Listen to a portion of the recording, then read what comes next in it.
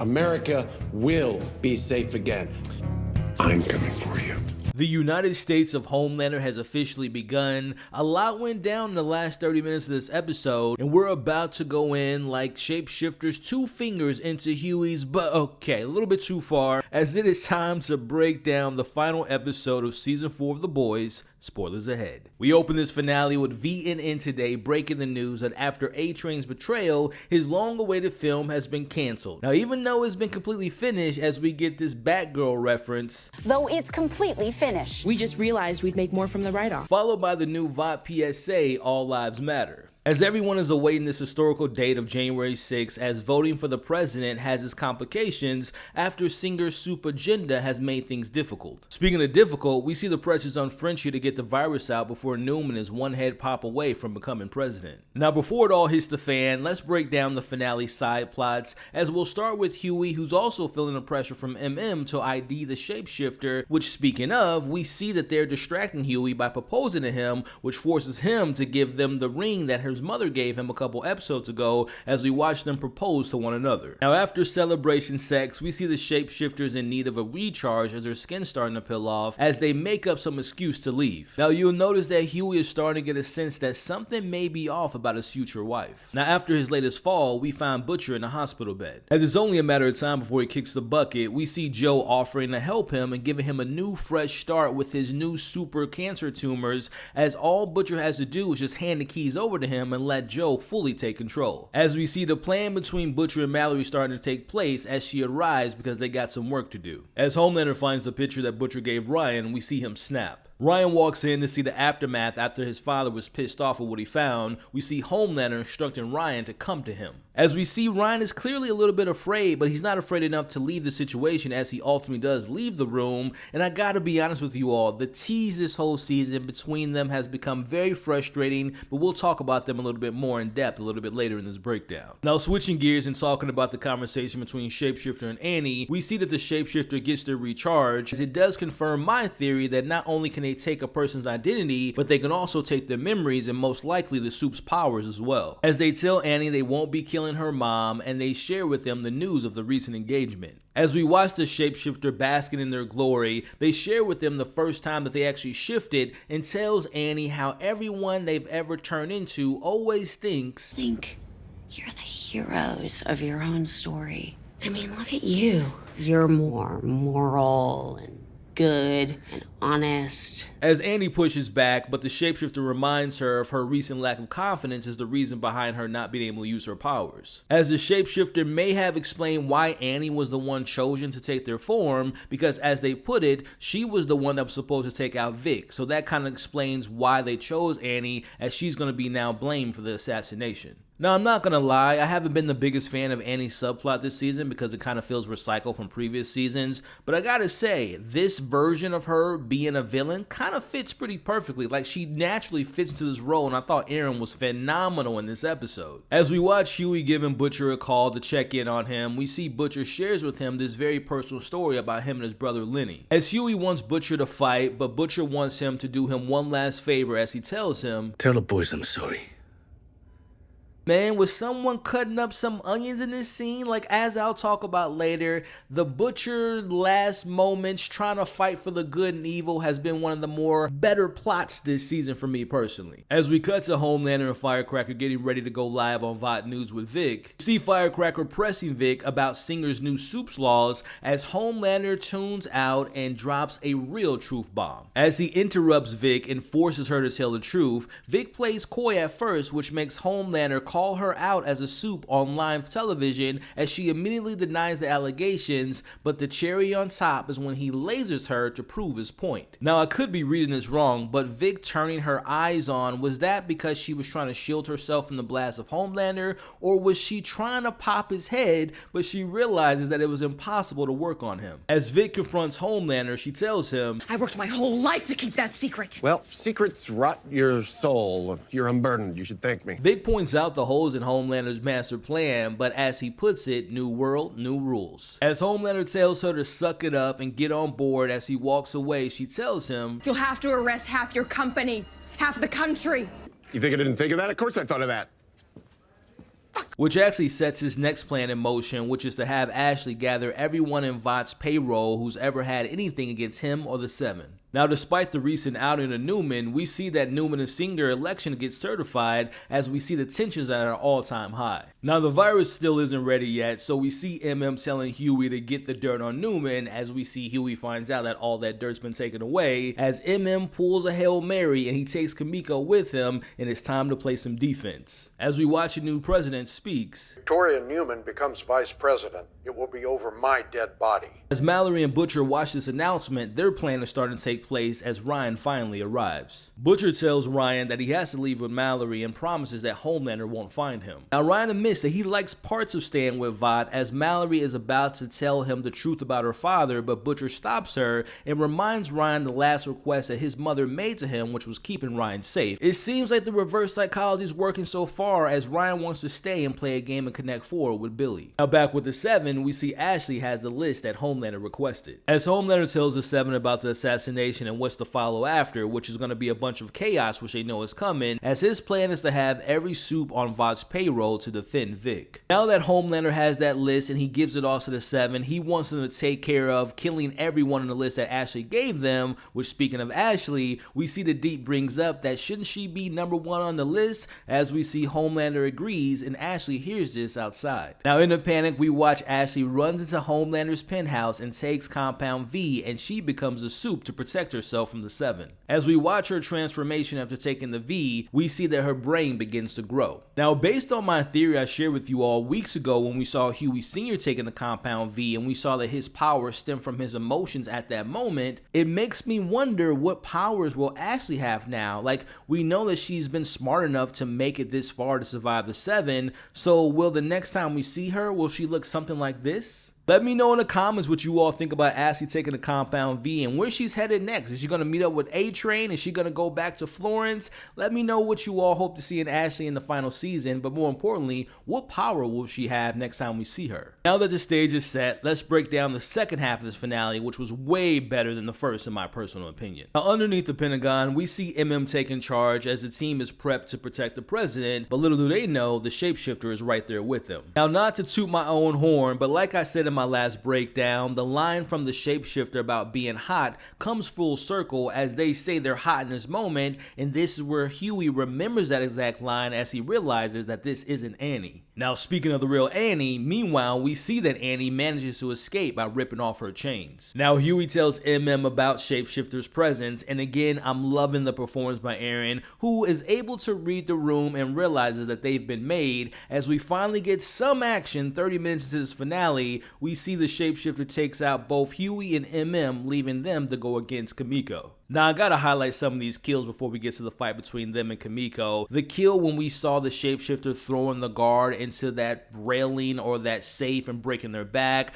From there, we go to them clubbing the guard to death, RIP to Joel, and then they toss another guard's head into a coat hanger. Now, after taking out the last guard by biting their neck open, we get Kimiko versus the shapeshifter. Kimiko manages to hold them down for Hughie and MM to protect the president, but we see Kimiko ends up getting their neck snapped. As Hughie and MM are the only ones left to protect the president, we have Annie, the real Annie, magically literally coming out of nowhere. Now, to be fair, she does explain how she found him a little bit later in the episode, but is it just me or did she get there with A-Train levels of speed? And also, how did she manage to get past all those guards of probably the most secure building in the world? But I guess I'll just let it slide. Now, we get to see this fight between Annie and the shapeshifter, and honestly, it was extremely disappointing because it was so quick. It wasn't exciting at all. Now, I'm thinking she's about to bash her face in, she's gonna get her powers back, blow up her head, but Annie just chokes her out and kills her in such a lackluster way. Now, from a character's perspective, I've talked about it before, that this was gonna happen, that this was gonna be the moment where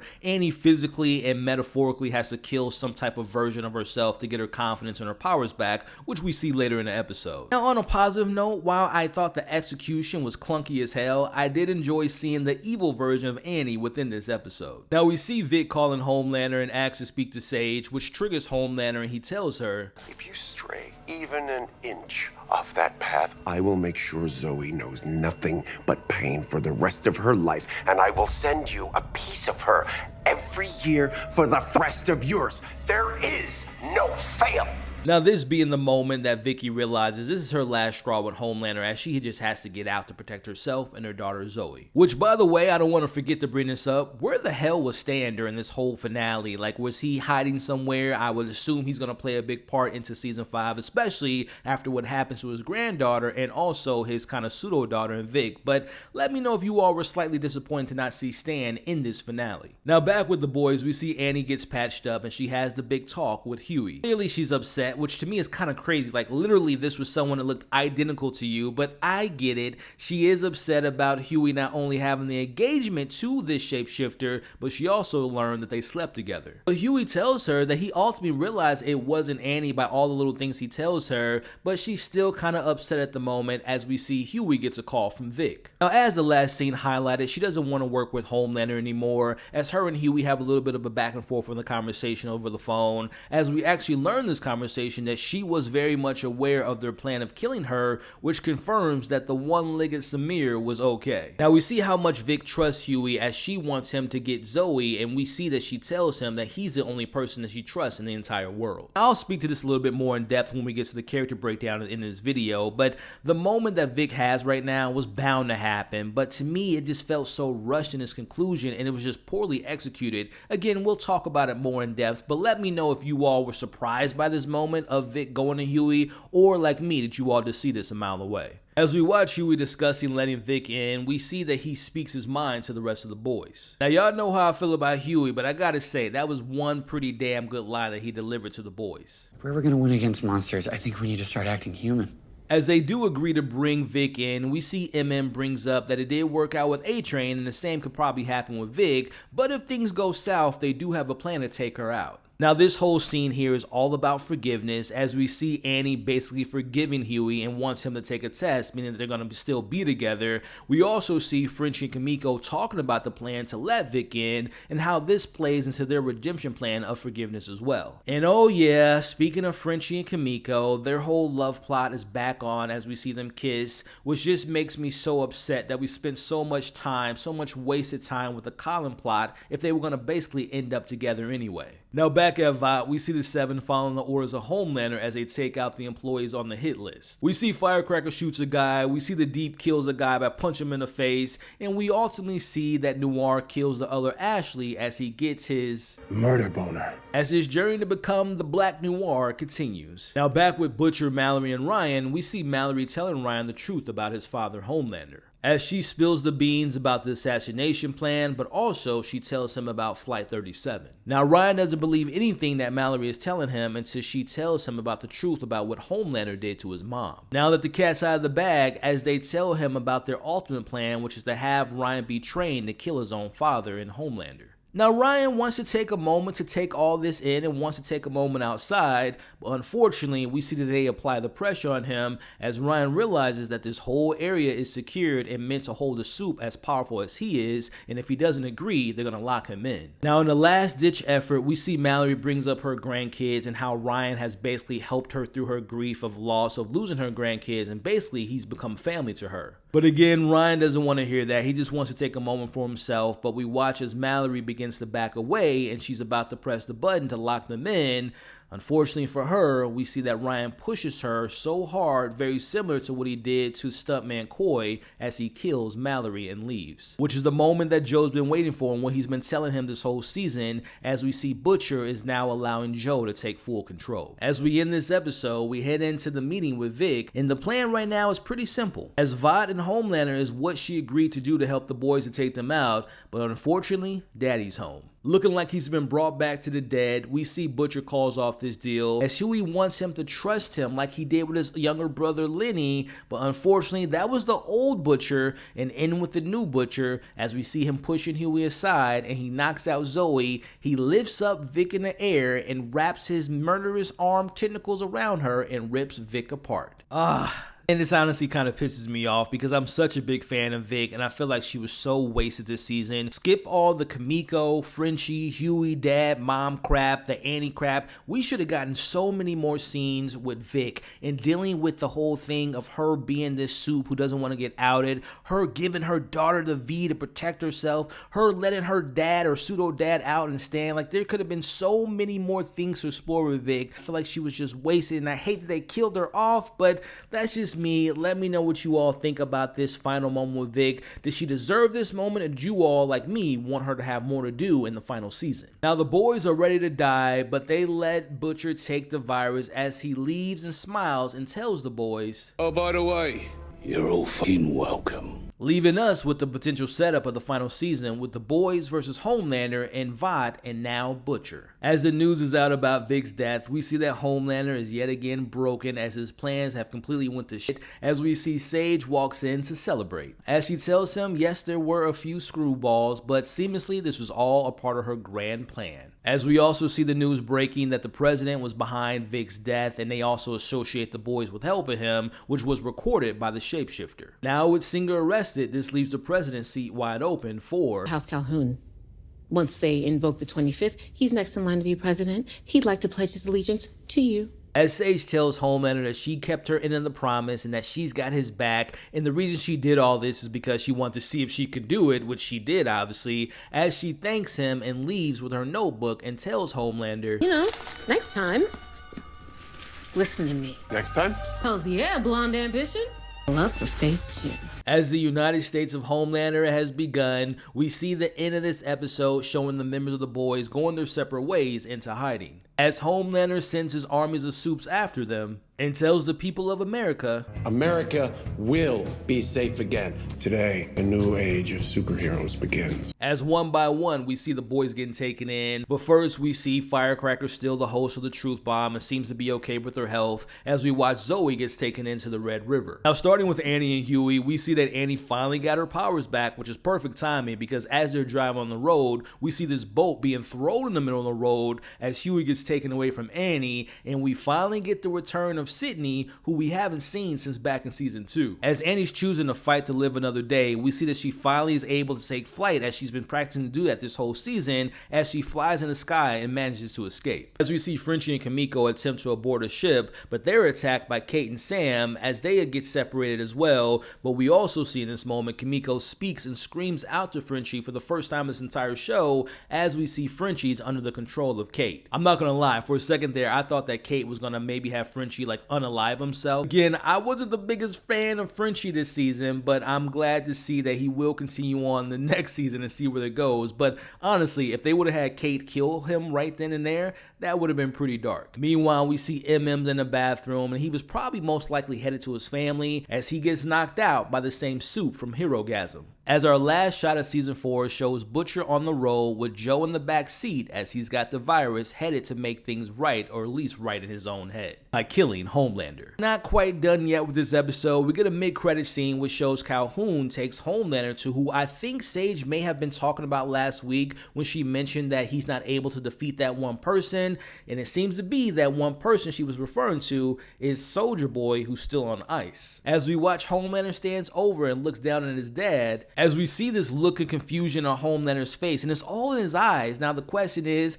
does he want to kill his dad? Does he want to defeat that one person that Sage may have been talking about? Or does he try to have that father and son relationship that he's always wanted? Either way, I'm a big Soldier Boy fan. I feel like this season sorely missed that character, so I'm excited to see that Soldier Boy will hopefully, fingers crossed, have a much bigger role in season 5. Before we get into my thoughts about season 5, just giving my general impression about this finale, I thought it was the best episode in the last few weeks, but honestly that doesn't say that much because I thought those other episodes weren't that great, and also I do know that those episodes were being the setup. It was leading all to this. Now, as far as the first 30 minutes of this particular finale, I'll be honest, I thought it was lackluster, but luckily the last 30 minutes is what I've been wishing for this whole season, and I wish this whole season would have had this type of stakes and this type of intensity, but unfortunately it didn't. Now, positively speaking about this finale, as I mentioned before, I was a big fan of Evil Annie. That was fun to watch. I always love seeing the craziness that Ashley finds her in, but now her being a soup is very intriguing,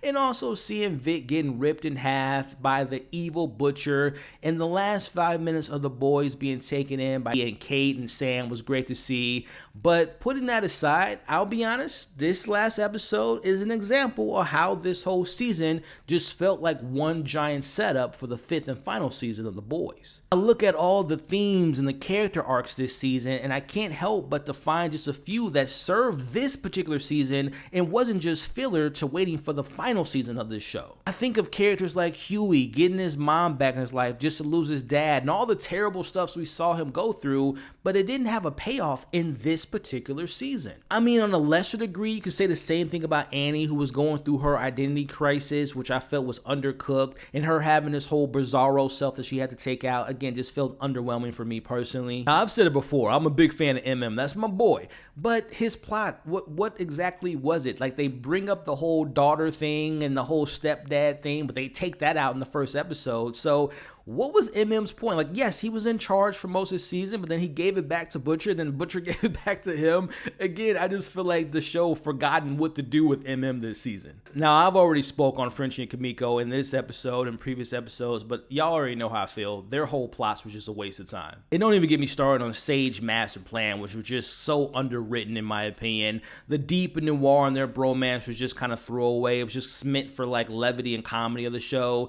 And look, speaking of the show, I don't want to sound like I'm a hater. I love The Boys. That's why I watch it every week. That's why I do these breakdowns every week. But I gotta admit, yes, it's fun seeing those shocking, gross, hilarious moments, and they were highlighted throughout these last 8 weeks. And again, I've brought them up in all my breakdowns, but I personally feel that this was easily the worst season of The Boys so far. The people that have criticized this season about being too woke or too political, they're crazy to me, because this show has been political since the very first episode. But as far as my personal opinion, when it comes to the more focused political plot, the more of the presidential plot that we got this season, obviously, regardless of if you're a left side or the right side, this show was very one-sided with their satire, and it was very one-note, and it just lacked the depth and the cleverness from the previous seasons. The only characters to me that were handled in a way that had some remnants of the old times were characters like Vic, even though, like, again, I feel like they were so underused this season. I think of someone like Butcher. Now, again, the whole Joe thing was pretty obvious for a lot of us, but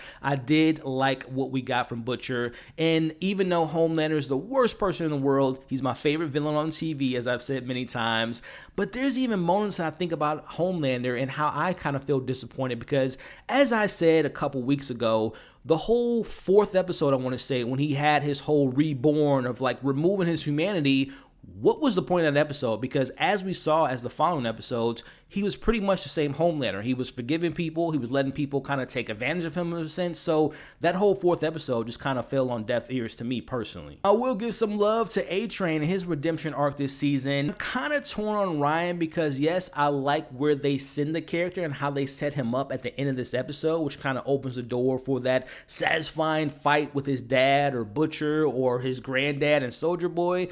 But besides moments like this in the finale, Ryan was kind of forgotten about for most of the second half in the middle of this season. But the saving grace to me in this very underwritten show as far as this season goes, I love the performances. Like, even though they were saying some ridiculous stuff, they were out of character for most of the season, at least in my opinion, and also a lot of the plots felt recycled.